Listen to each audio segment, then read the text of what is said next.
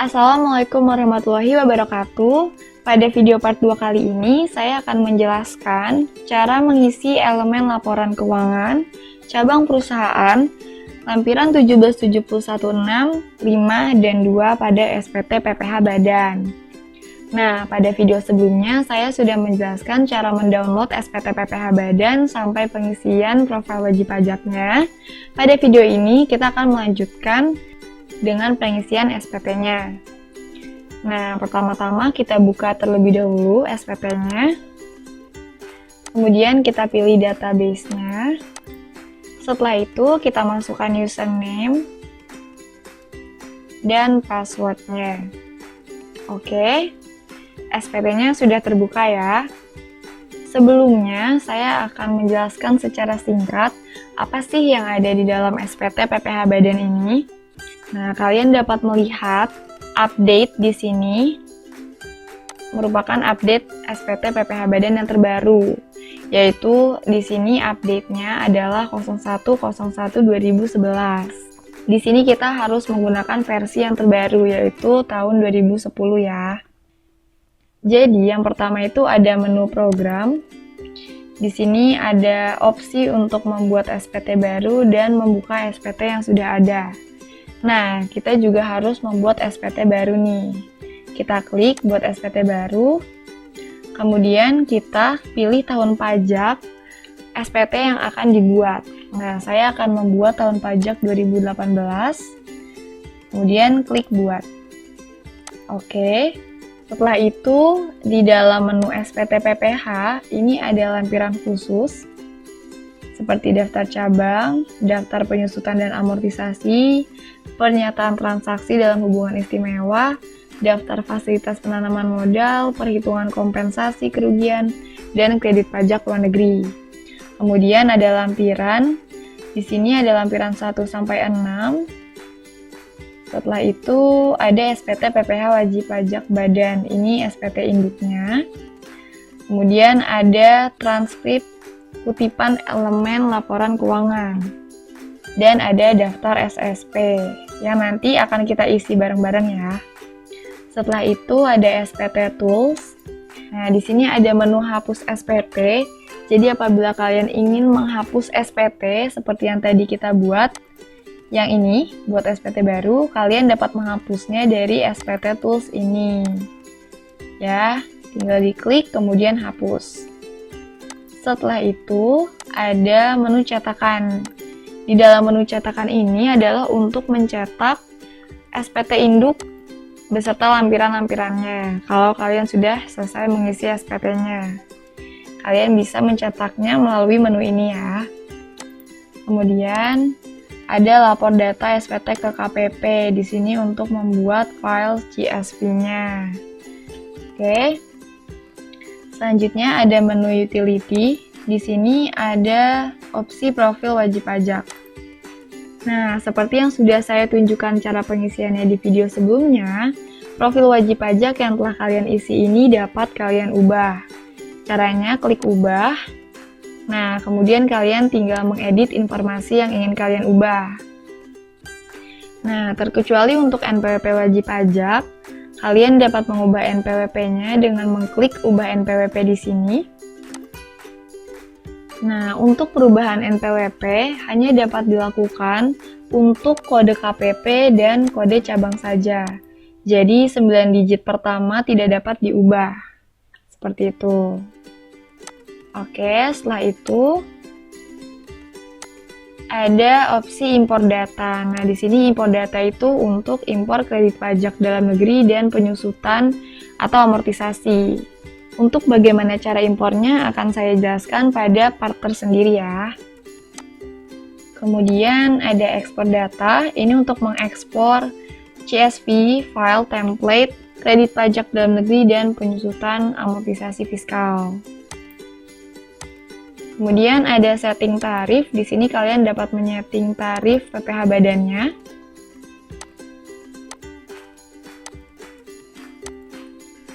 Setelah itu ada set username dan password. Di sini kalian dapat mengubah username dan password kalian kalau kalian mau. Dan ada menu bantuan. Nah, untuk langkah pertama, setelah kita membuat SPT baru, kita harus membuka SPT yang ada terlebih dahulu. Jadi kalian klik tahun pajaknya dan kalian buka. Oke. Setelah SPT-nya terbuka, langkah pertama adalah saya akan menunjukkan cara memasukkan transkrip kutipan elemen laporan keuangan. Kalian klik.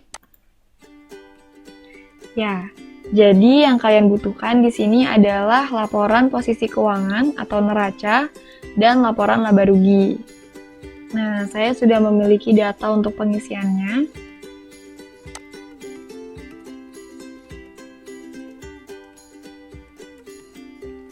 Ya, langsung saja kita isi ya.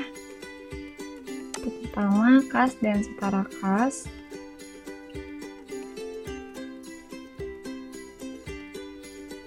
Kemudian piutang usaha.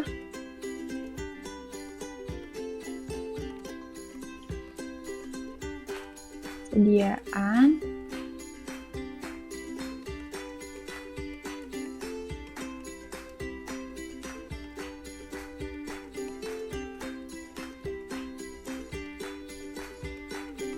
Uang muka pajak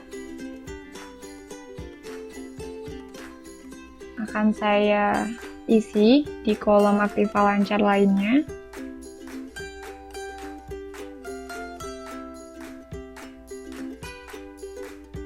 Kemudian biaya dibayar di muka.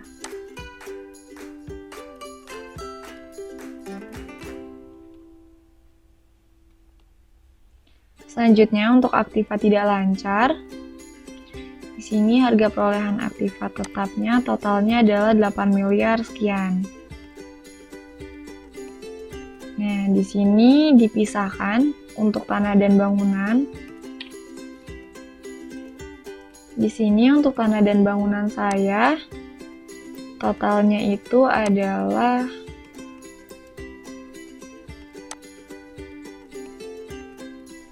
5.299.594.690.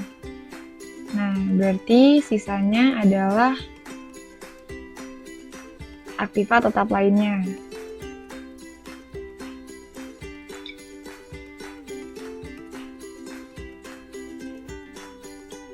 Oke, setelah itu akumulasi penyusutan.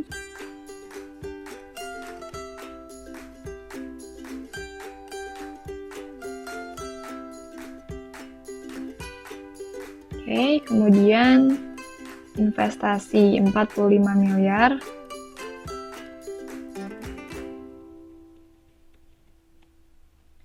Kalau sudah, kalian harus memastikan angka jumlah aktiva yang sudah kalian isi dengan yang ada pada laporan posisi keuangan atau neraca itu sama.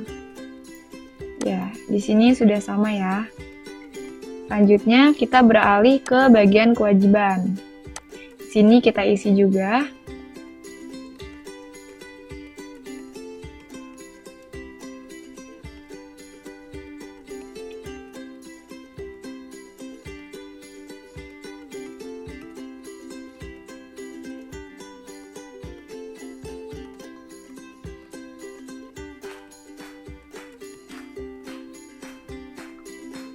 Hutang yang masih harus dibayar,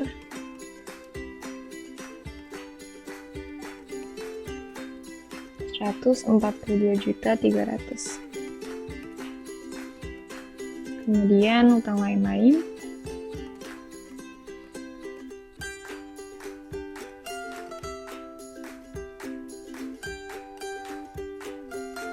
Rp117.000.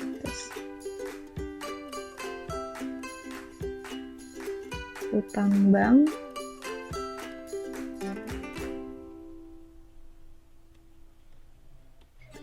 kemudian untuk ekuitas modal saham 40 miliar, kemudian laba ditahan tahun sebelumnya.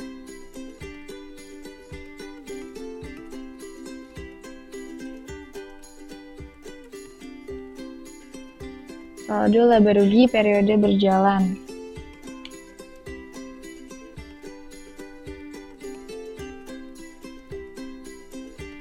Oke, kalau sudah, kalian juga harus memastikan jumlah kewajiban dan ekuitasnya sama dengan yang ada pada laporan posisi keuangan.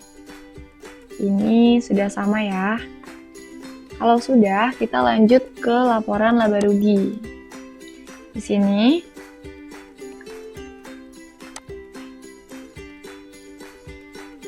oke, kita isi juga.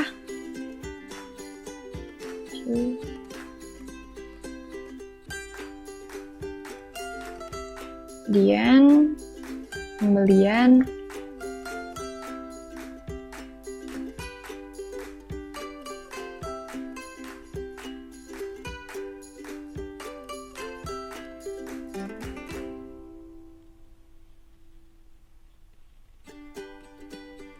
oke. Kemudian untuk beban penjualan, di sini beban penjualan dan beban umum administrasi. Berarti di sini jumlah beban penjualan saja, kecuali beban administrasi bank, itu totalnya adalah 3.746.750.000. Sini beban umum administrasinya 4.500.000. Setelah itu untuk penghasilan atau beban lainnya, nah ini jumlahnya adalah biaya 530 juta. Untuk biaya kita dapat menambahkan minus di depan angka 530 juta. Seperti itu. Ya, kemudian di sini kita samakan juga laba bersihnya 8.066 juta sekian. Ini sudah sama ya. Nah, kalau sudah, ini untuk hubungan istimewa saya tidak ada informasinya. Selanjutnya kita lanjut klik simpan. Nah, kalau sudah, kita lanjut ke hubungan istimewa. Di sini saya tidak ada informasi mengenai transaksi dengan hubungan istimewa. Kalau ada, kalian dapat pilih tambah, kemudian isi pihak-pihak hubungan istimewa, jenis transaksi, dan nilai transaksinya berapa. Oke, kalau sudah, kita klik simpan. Yes, oke. Ini kita close aja. Selanjutnya, saya akan mulai mengisi lampiran-lampirannya. Nah, pertama kita klik SPT PPH, kemudian pilih lampiran, dan di sini saya akan mulai mengisi lampiran 6. Kita klik.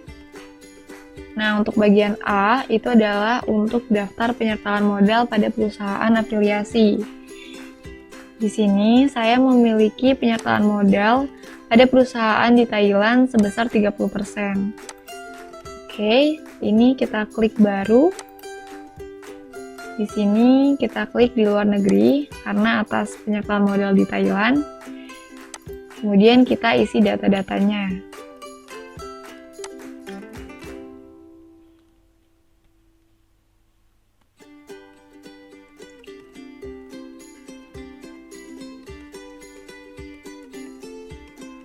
Oke, untuk perusahaan ini tidak mempunyai BUT di Indonesia, jadi kita klik tidak ada.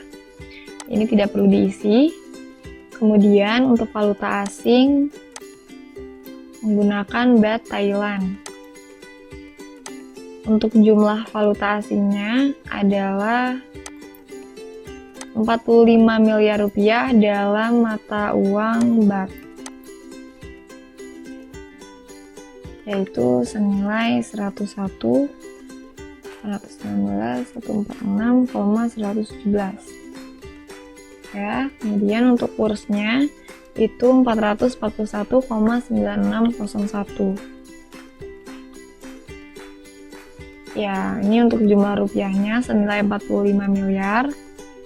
Persentase modal disetornya adalah 30%. Kalau sudah, kita klik simpan. Ini no. Oke, lanjut ke bagian B. itu daftar pinjaman dari atau kepada pemegang saham dan atau perusahaan afiliasi. Di sini saya punya pinjaman kepada pemegang saham seperti yang tertera pada laporan keuangan. Ini utang pemegang saham senilai 1,8 miliar. Kita klik baru. Domisilinya dalam negeri. Untuk status pinjamannya pinjaman dari. Ya, kemudian untuk NPWP-nya ini saya isi. Kita klik baru untuk menambah. Sini saya isi sesuai dengan informasi yang tersedia. Pinjaman ke pemegang saham PT OBS System Tech. Oke.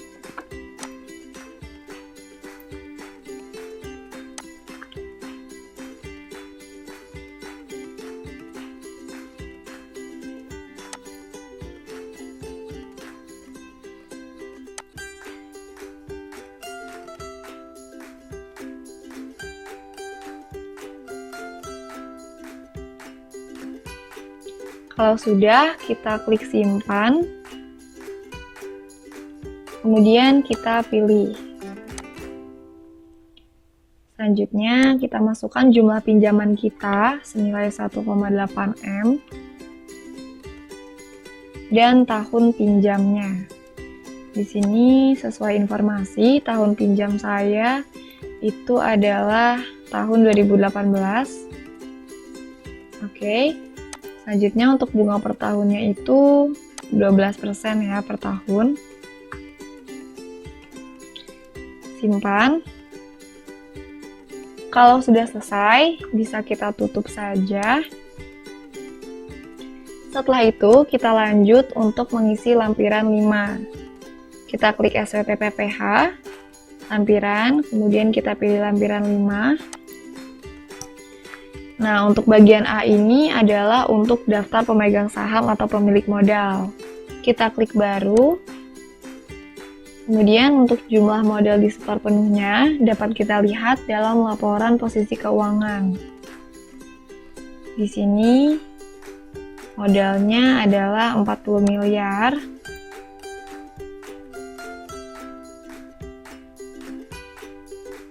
Setelah itu kita input pemegang sahamnya.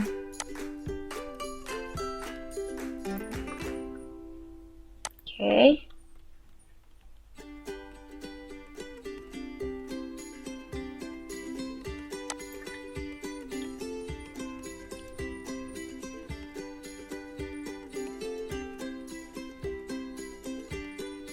Jumlah modal pemegang sahamnya adalah 7.500.000.000. Oke, kalau sudah kita simpan, rekam baru, yes. Lanjut ke pemegang saham kedua.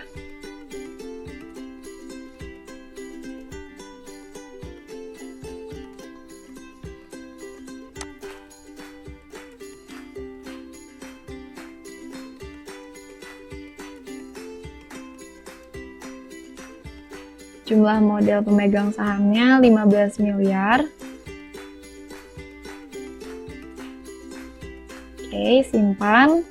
Kita rekam data baru.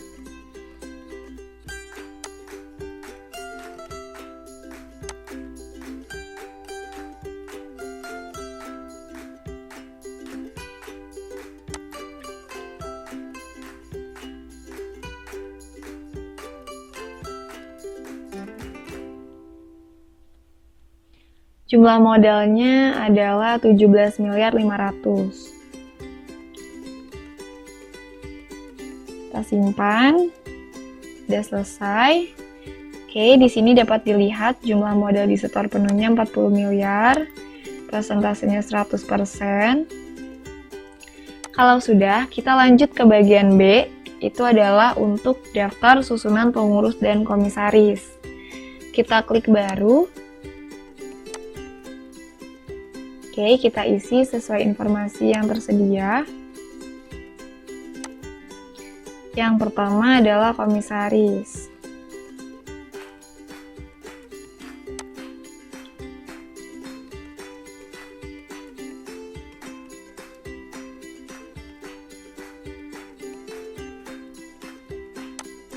Jabatannya komisaris. Kita simpan. Kita rekam data baru.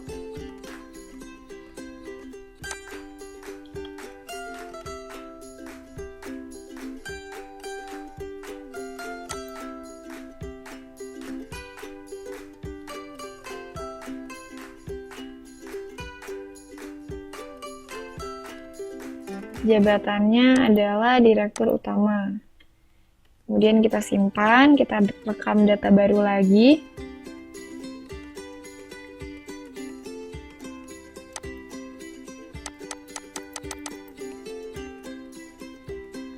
Kita rekam data baru lagi.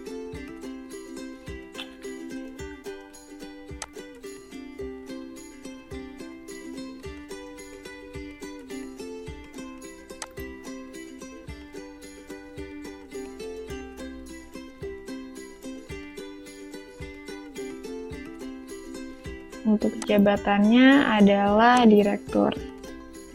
Ya.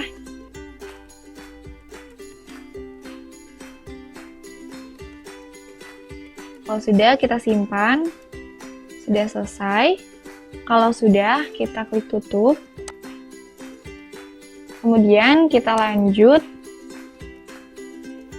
Dari lampiran 5, saya akan lompat sedikit ke lampiran 2 untuk perincian harga pokok penjualan, biaya usaha lainnya, dan biaya dari luar usaha. Oke, jadi pada lampiran ini, kita butuh laporan laba rugi untuk perincian HPP dan biaya-biaya lainnya. Oke, kita langsung isi saja. Yang pertama adalah persediaan awal barang.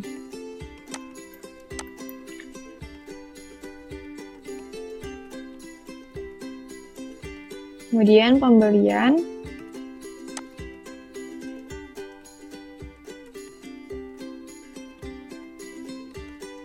Kemudian persediaan akhir.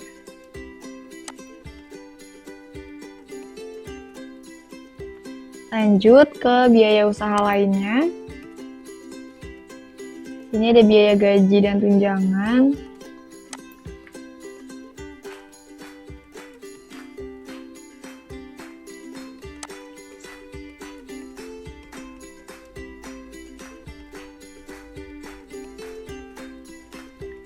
Kemudian biaya penyusutan dan amortisasi.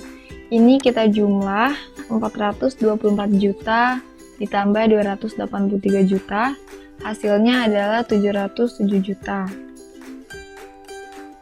Oke, selanjutnya biaya sewa.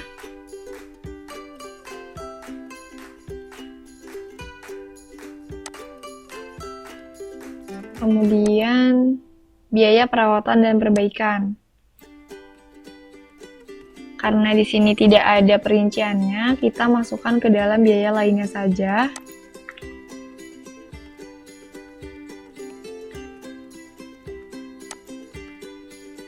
Selanjutnya, untuk biaya audit, konsultan pajak dan hukum, itu kita masukkan ke dalam biaya sehubungan dengan jasa.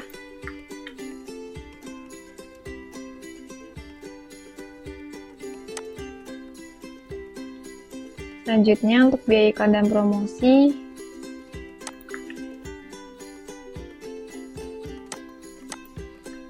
nah, untuk biaya yang tidak ada perinciannya, itu dapat dijumlah saja dan dimasukkan ke dalam biaya lainnya.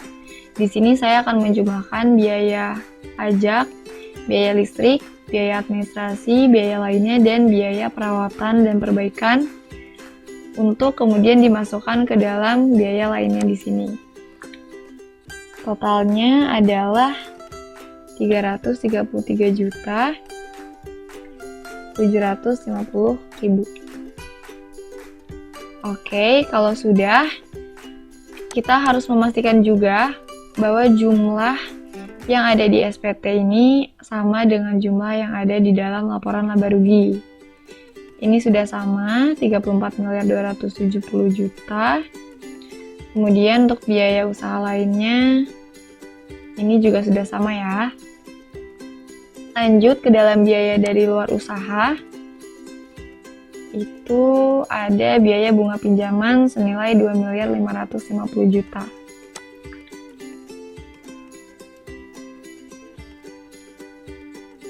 Kalau sudah, kita simpan. Yes. Nah, di sini akan muncul pemberitahuan untuk konfirmasi bahwa biaya penyusutan dan amortisasi tidak sama dengan jumlah penyusutan komersial dan jumlah amortisasi komersial.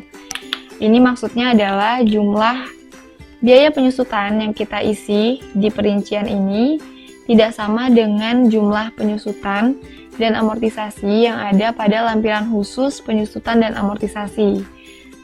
Nah, nanti kita akan mengisi lampiran khususnya. Untuk saat ini kita klik yes. Data berhasil disimpan. Oke, kita tutup. Untuk perusahaan yang memiliki cabang, dapat kalian masukkan data cabang perusahaan ke dalam lampiran tersendiri. Nah, kalian klik SPT PPH, kemudian pilih lampiran khusus, dan klik daftar cabang utama perusahaan. Nah, karena di sini perusahaan saya tidak memiliki cabang, jadi untuk lampiran ini saya kosongkan saja. Tapi kalian dapat mengklik baru, dan dapat mengisi cabang perusahaan di sini. Untuk 9 digit pertama, nomor NPWP itu pasti sama, yang membedakan adalah kode KPP dan kode cabang perusahaannya. Kemudian isi alamat dan jumlah cabang pembantu jika ada. Oke, ini kita tutup saja. Cukup sampai sini dulu untuk pengisian SPT PPH Badan part 2-nya. Untuk video part 3, saya akan menjelaskan cara membuat rekonsiliasi fiskal dan pengisian lampiran 1 SPT PPH Badan. Semoga video ini bermanfaat dan dapat membantu teman-teman dalam pengisian SPT PPH Badannya ya. Terima kasih sudah menonton. Sampai ketemu di part selanjutnya. Wassalamualaikum warahmatullahi wabarakatuh.